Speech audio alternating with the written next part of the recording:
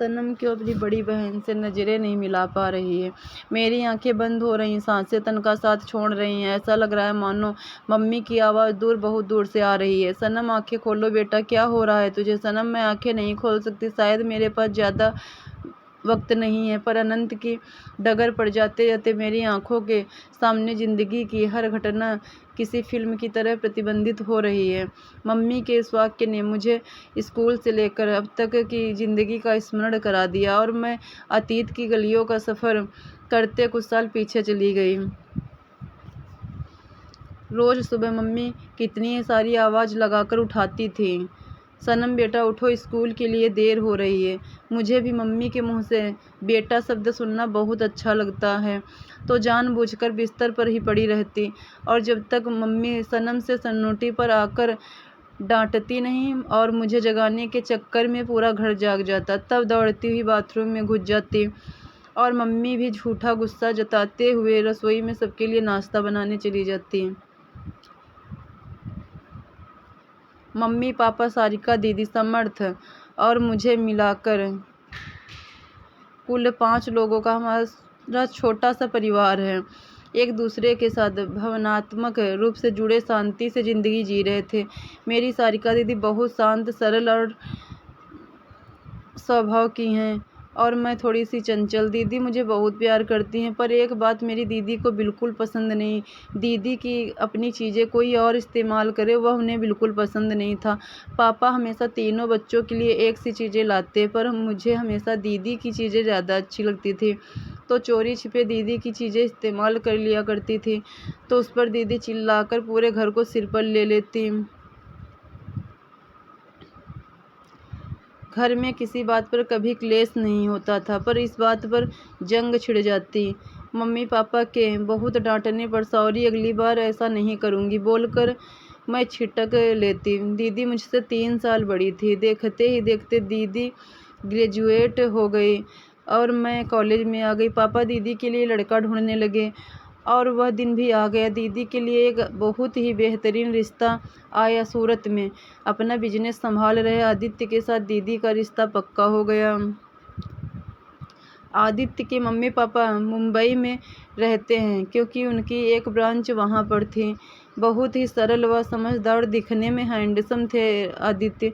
मेरी दीदी भी गोरी, सुंदर, सलीकेदार, दोनों की जोड़ी बहुत जमती थी। पापा ने बड़ी धूमधाम से दी की शादी की। दीदी के ससुराल जाते ही मेरी ज़िंदगी में एक खालीपन भर गया। मुझे हर बात पर दीदी की याद आती। आहिस्ता आहिस्ता दीदी के बगैर जीने की आदत डाल रही थी। ऐसे में दीदी की शादी को 3 साल बीत गए। बीच में 2-3 बार दीदी घर आई, पर जीजू सिर्फ 1-2 बार ही आए।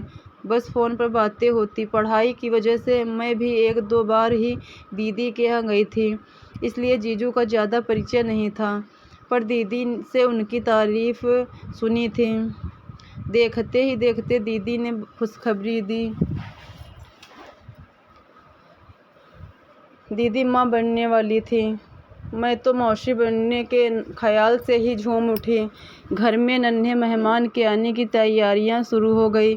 मम्मी पापा भी नाना नानी बनने वाले हैं, यह सुनकर खुशी से पागल हो गए। पर दीदी की तबीयत बहुत ही ख़राब रहने लगी। जीजू दी को अपनी नज़र के सामने रखना चाहते थे और मम्मी पापा दीदी को हमारे घर लाना चाहते थे। जीजू की मम्मी की तबीयत भी कुछ ठीक नहीं रहती थी, तो वे भी दी की देखभाल नहीं कर पाती। इसलिए यह तय हुआ कि अगले कुछ महीने दीदी हमारे यहाँ रहेंगी और डिलीवरी के वक्त जीजू के यहाँ। दीदी को पापा हवाई जहाज़ से ले आए। उनके आते ही घर में चहक उठा और मैं इसलिए ज़्यादा खुश थी कि मेरा ग्रेजुएशन पूरा हो गया था, तो अब मैं आराम से दीदी के साथ वक्त बिता सकती थी। मैं दीदी का बहुत ख्याल रखती थी और मम्मी भी दीदी को बिस्तर से उठने नहीं देती थी। फिर भी दी की तबीयत दिन ब दिन ख़राब होती चली गई और 7वें महीने में एक दिन उन्हें बहुत ज़ोर का दर्द उठा और उन्हें अस्पताल ले जाना पड़ा। जीजू भी तुरंत आ गए, पर डॉक्टर की लाख कोशिशों के बाद भी बच्चे को बचा नहीं पाए। दी और जीजू दोनों टूट ही गए। तब माँ ने कहा कि बच्चे के साथ लेन देन नहीं होगा, कुदरत दोबारा सुख देगा। पर डॉक्टर ने कहा कि दोबारा माँ बनने की सोचिएगा भी नहीं, क्योंकि सारिका का यूट्रस कमज़ोर है, 9 महीने तक बच्चे को कोख में नहीं पाल सकता। यह सुनकर दी को बहुत बड़ा झटका लगा। एक स्त्री तभी संपूर्ण कहलाती है जब उसे माँ का सुख प्राप्त होता है। दीदी पर भी यही बात लागू थी। दीदी मानो बुत बन गई, जिंदगी से रस ही उड़ गया। अकेली बैठी पता नहीं क्या सोचती रहती। सारे घर वाले मिलकर भी दी को खुश नहीं रख पा रहे थे। 2 महीने बीत गए पर दी अपने बच्चे को भूल नहीं पा रही थी। जीजू दी को लेने आ गए, पर दी की तबीयत इतनी ठीक नहीं थी, तो उनका ध्यान रखने के लिए मम्मी पापा ने मुझे दी के साथ सूरत भेज दिया। मैं और जीजू दी को हंसाने की भरपूर कोशिश करते रहे, पर दी को डिप्रेशन से बाहर निकालने में नाकामयाब रहे।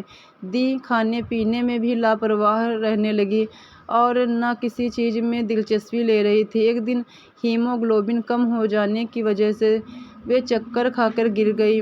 तुरंत एम्बुलेंस बुलाकर उन्हें अस्पताल ले गए। डॉक्टर ने कहा कि ऑक्सीजन ब्लड चढ़ाना होगा, 3-4 दिन अस्पताल में एडमिट करना पड़ेगा। दी को अस्पताल में एडमिट करना पड़ा। घर और जीजू की जिम्मेदारी मेरे ऊपर आ गई। अस्पताल वाले वहाँ किसी को रहने नहीं देते, वहाँ का स्टाफ भी मरीज को देखता। मैंने अच्छे से सब संभाल लिया, पर दीदी की चिंता में जीजू भी अपनी सेहत के प्रति लापरवाह होते चले गए। अगली रात 2 बजे मैं पानी पीने के लिए उठी तो देखा जीजू बालकनी में खड़े आसमान की तरफ देखकर चिंता में जाग रहे थे। नींद कोसों दूर थी। मुझसे जीजू की यह हालत देखी नहीं गई। मैं आहिस्ता जीजू के पास गई और सांत्वना देते हुए पानी का गिलास देकर समझाने लगी कि सब ठीक हो जाएगा, सो जाइए। जीजू मुझसे लिपट कर रोने लगे। सनम, हमने किसी का क्या बिगाड़ा था? क्यों हुआ हमारे साथ ये सब? मैंने भी जीजू को रोने दिया ताकि दर्द थोड़ा कम हो सके, पर आहिस्ता आहिस्ता हम दोनों पर पता नहीं कौन सा नशा छाने लगा। विपरीत सेक्स की पहली छुअन पर थोड़ी मैं बहक गई और बहुत महीनों के प्यासे जीजू मुझ में दीदी को ढूंढने लगे। नज़दीकियों ने कब हम दोनों को अपनी आगोश में ले लिया पता ही नहीं चला, और जो नहीं होना चाहिए वह हो गया। सारी सीमाओं को लांघने के बाद हम दोनों को होश आया। मैं तो थक से रह गई। हाय, यह मैं क्या कर बैठी? दी को क्या मुंह दिखाऊंगी? मम्मी पापा से कैसे नज़रें मिला पाऊंगी? पर जो हुआ उसे कैसे झुठलाऊं? जीजू मुझसे नज़रें तक नहीं मिला पा रहे थे। बार बार मुझे सॉरी कहते रहे, पर उनके अकेले की गलती भी नहीं थी, ना उन्होंने ज़बरदस्ती की थी। इस गुनाह में हम बराबर की हिस्सेदार थी। हम दोनों ही बहक गए थे। जीजू ने अब घर आना बंद कर दिया। ऑफिस में ही लंच मंगवा लेते थे और वहीं पर सो जाते थे। दीदी 1 सप्ताह बाद अच्छी होकर घर आ गई। अब जीजू को घर आए बगैर चारा नहीं था। दी अब थोड़ी मूड में भी रहने लगी थी, पर मुझे और जीजू को चुप देखकर टोकती। आखिर आप दोनों को हुआ क्या है जो पूरा घर सर पर लिए घूमते थे? अचानक यह परिवर्तन क्यों? अब तो मैं भली चंगी हूँ, अब तो दोनों खुश रहो। पर क्या जवाब देते हम दोनों? जीजू दी का बहुत ख्याल रखते थे, मगर मेरे साथ बात करने में भी कतराते थे। चाह कर भी हम दोनों उस कमज़ोर पल को भुला नहीं पा रहे थे। याद आते ही सिर शर्म से झुक जाता था। अब मैं यहाँ से भाग जाना चाहती थी। मैंने दी से कहा, दी अब आप ठीक हो तो मैं घर जाऊँ? मम्मी पापा कुछ दिन बाद ही दी को देखने आने वाले थे, तो उन्होंने कहा कि इतनी जल्दी क्या है तुझे, अब मम्मी पापा के साथ ही जाना। मैं ज़बरदस्ती रुक गई। ऐसा करते 1 महीना बीत गया और एक दिन खाने के टेबल पर दाल की खुशबू लेते मुझे ज़ोरदार मितली उठी। मैं दौड़कर बाथरूम में चली गई, वहाँ उल्टी हो गई। मैं सोच में पड़ गई कि पेट में तो कोई गड़बड़ नहीं, फिर यह उल्टी किस बात की है, और सोचते ही मेरे रोंगटे खड़े हो गए, आंखों में आंसू आ गए। आज तक दी की हर चीज़ छिपकर इस्तेमाल कर लेती थी, तब उनके डांटने पर भी मज़े लेती थी। मैं आज पहली बार दी को जान से भी ज़्यादा अजीज जीजू के साथ अतरंग पल बिताने पर घोर पछतावा हो रहा था। और मैं खुद के प्रति तिरस्कार। किस मुँह से उन्हें बताऊं कि दी, आज तक मैंने आपकी हर चीज़ को बिना बताए इस्तेमाल किया। ऐसा तो सपने में नहीं सोचा था कि जिस पर सिर्फ़ और सिर्फ़ आपका अधिकार है, एक दिन उसे भी मैं ओह यह क्या कर बैठी। आज अनजाने में सही अपनी उस आदत को दोहराने पर मैं खुद पर शर्म आ रही थी। इतने में बाथरूम के बाहर दीदी ने पूछा,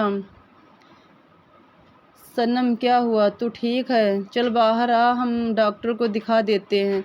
मैं स्वस्थता का चोला पहन कर बाहर आई और दी से कहा, शायद एसिडिटी हो गई, थोड़ा आराम कर लेती हूँ, ठीक हो जाऊंगी। अपने रूम में आकर बिस्तर पर औंधे मुँह लेटे इतना रोई कि आंखें सूख गई। मन में ख्यालों का बवंडर उठ रहा था, पर किसी निर्णय पर नहीं पहुंच पा रही थी।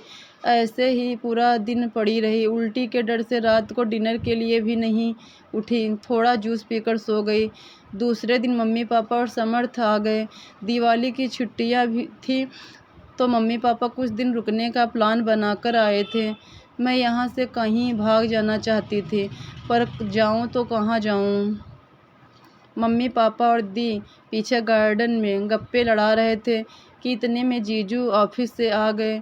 उस एकांत का फ़ायदा उठाकर मैंने जीजू से अपने मन की शंका बता दी। जीजू घबरा गए, उनकी आंखें पछतावे के आंसू से नम हो गई। हम दोनों में से कोई एक दूसरे को आश्वासन देने की स्थिति में नहीं थे। जैसे पाप छत पर चढ़कर चिल्लाता है, वैसे ही मेरी उल्टियों का सिलसिला दूसरे दिन भी चालू रहा।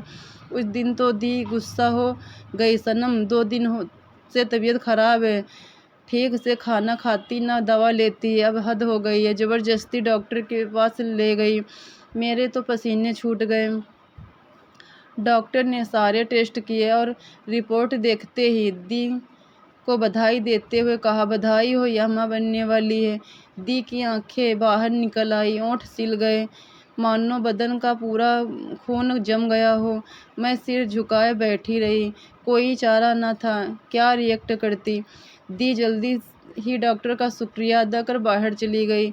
मैं भी पीछे पीछे चल दी। घर आते ही दी का आक्रोश ज्वालामुखी की तरह फूट पड़ा। सबसे पहले यही सवाल किया, कौन है वह? आदित्य। मैंने हल्का सा सिर हिलाकर हाँ कहा तो दी बोली, सनम, तुमने मेरी सारी चीज़ें आज तक इस्तेमाल की, मैं बर्दाश्त करती रही, पर अब आदित्य को भी। इतना सुनते ही मम्मी ने मेरे गाल पर थप्पड़ जड़ दिया और पापा तो मानो मेरा मुंह तक देखने को तैयार नहीं थे। पीछे मुड़कर बोले, कल ही नर्सिंग होम जाकर सब क्लियर करवा लो। पर इतना सुनते ही दी को पता नहीं क्या हुआ, मुझसे लिपट कर चिल्लाते हुए बोली, नहीं, मैं अपने बच्चों की हत्या करने की किसी को इजाज़त नहीं दूंगी। यह मेरा बच्चा है, मुझे हर कीमत पर चाहिए। दी मेरा सिर चूमती रही, मानो बच्चे के आने की खुशी में मेरी और जीजू की गलती माफ़ करने के मूड में हो। दी खुशी से झूम उठी और मेरे सामने दया की भीख मांगने लगी। सनम, वादा कर, तू मेरे बच्चों को जन्म देगी, मेरी झोली ममता से भर दे। मेरी बहन, तेरा उपकार मैं जीवन भर नहीं भूल पाऊंगी।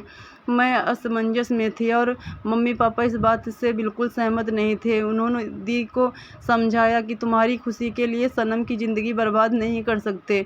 जीजू की किसी भी बात की तरफदारी करने की परिस्थिति में नहीं थे। हाथ जोड़कर बस इतना ही बोले, हो सके तो मुझे माफ़ कर दीजिएगा। फिर दीदी को लगा कि सनम की ज़िंदगी का सवाल है, मेरी खुशी के लिए सनम की ज़िंदगी बर्बाद नहीं कर सकती। तो दी ने मुझे कहा, कल ही हम अस्पताल जाते हैं, तुम तैयार रहना। मैं अपनी दी की मनोदशा से वाकिफ़ थी। दीदी दिल से चाहती थी कि यह बच्चा किसी भी हाल में जन्म लेकर उनका आंचल ममता से भर दे, पर उनका मन इजाज़त नहीं दे रहा था। दी की लाचारी उनकी आंखों से आंसू बनकर बह रही थी और उन आंसुओं ने मुझे एक ठोस निर्णय लेने पर मजबूर कर दिया। मैंने दी को अपने पास बैठाया और उनका हाथ अपने हाथों में लेकर वादा किया, दी, मेरी ज़िंदगी का जो होना हो जाए, पर मैं आपको माँ का सुख देकर आपको संपूर्ण स्त्री बनने का सुख ज़रूर दूँगी। मेरी कोख में पल रहा बच्चा आपकी अमानत है, मैं इस बच्चे को जन्म दूँगी। फिर जो हो, मेरे साथ कोई ऐसा लड़का मिल जाएगा जो मेरी कमी और खूबी के साथ मुझे अपनाएगा, बाकी जो होगा देखा जाएगा। इतना सुनते ही जैसे पहली बारिश का स्पर्श पाते पतझड़ बसंत में बदल जाती है, वैसे ही दीदी के भीतर नव चेतना का संचार हुआ और मुझसे लिपट कर बोली, सनम, आज पहली बार तेरा मेरी चीज़ का इस्तेमाल करने पर मैं नाराज़ नहीं हूँ। जाने अनजाने में मेरी चीज़ों का इस्तेमाल करने की बहुत बड़ी कीमत तुमने चुका दी है। मम्मी पापा को भी मेरे निर्णय के आगे झुकना पड़ा। बच्चों के आगे माँ बाप हमेशा झुकते हैं। वक्त अपनी गति से बह रहा था। दी 8 महीने एक माँ की तरह मेरा ख्याल रखा, पर 9वें महीने लगते ही एक दिन बाथरूम में नहाते वक्त मेरा पैर फिसला। मैं दर्द के साथ ब्लीडिंग होने लगा। चीखते हुए मैं बेहोश हो गई। आंखें खुली तो खुद को अस्पताल के बिस्तर पर पाया। मेरी आगोश में फूल सी बच्ची सो रही थी। डॉक्टर ने कहा, अभिनंदन, आपको बेटी हुई। मैं बच्ची दीदी के हाथों में सौंपते हुए कहा, दीदी संभालिए अपनी अमानत। जिंदगी जैसे सांसों से नाता छोड़कर छूट रही है। आंखों के आगे अंधेरा छाने लगा। हृदय की गति मंद होती महसूस हो रही थी। सबके चेहरे धुंधले दिख रहे थे और मम्मी की आवाज़ मानो दूर किसी पर्वत के पीछे से आ रही हो, ऐसा महसूस हो रहा था। सनम, आंखें खोलो बेटा, क्या हो रहा है तुझे? डॉक्टर, देखिए मेरी बच्ची को। सनम, बेटे आंखें खोल। और आज भी मम्मी के मुंह से बेटा शब्द महसूस करते रही तो मम्मी सनम से सन्नोटी पर आएगी, फिर भी उठा नहीं जाएगा। अनंत की डगर पर प्रस्थान जो कर रही थी, एक तसल्ली के लिए दीदी की इस्तेमाल की हुई सारी चीज़ों की कीमत चुका कर जा रही हूँ।